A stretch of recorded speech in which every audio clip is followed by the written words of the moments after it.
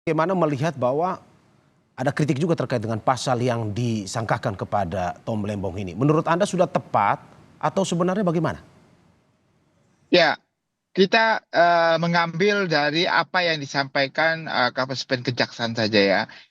Beliau mengatakan kalau pasal yang diduga itu adalah pasal 2 dan 3, di mana perbuatan melawan hukum yang yang rencananya nanti akan disangkakan kepada beliau itu adalah adanya kesalahan administratif ataupun kebijakan. Nah, kalau kita menganalisis secara benar ya, dalam konteks pasal 2 itu, kerugian negara itu yang diinginkan dalam pasal 2 itu bukan adalah onreh matekedat, bukan kesalahan maladministratif, bukan kesalahan kebijakan, dan bukan juga onreh mateh, kesalahan keperdataan, tetapi namanya Weatherly hate. Weatherly hate itu terkait dengan perbuatan melawan hukum dalam arti pidana.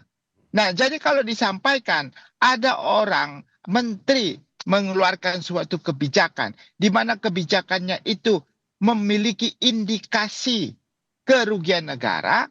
Nah, indikasi kerugian negara itu dikarenakan kebijakan karena keperdataan kah atau karena kebijakan yang merupakan ranah hukum administratif.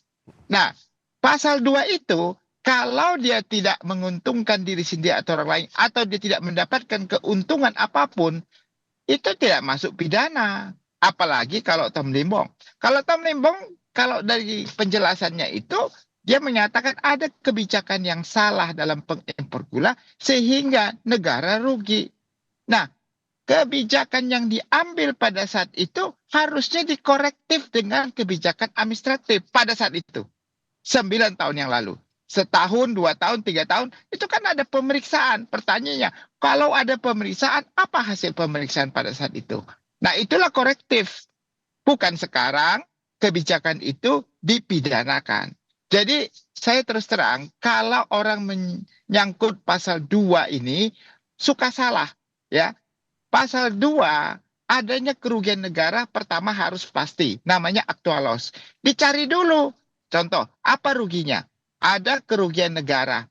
Kerugian negara itu sudah pasti. Yang periksa BPKP, Ya, lalu disahkan oleh BPK. Setelah itu, maka itu nyata kerugian negaranya, baru ditanya, kerugian negara ini disebabkan karena apa?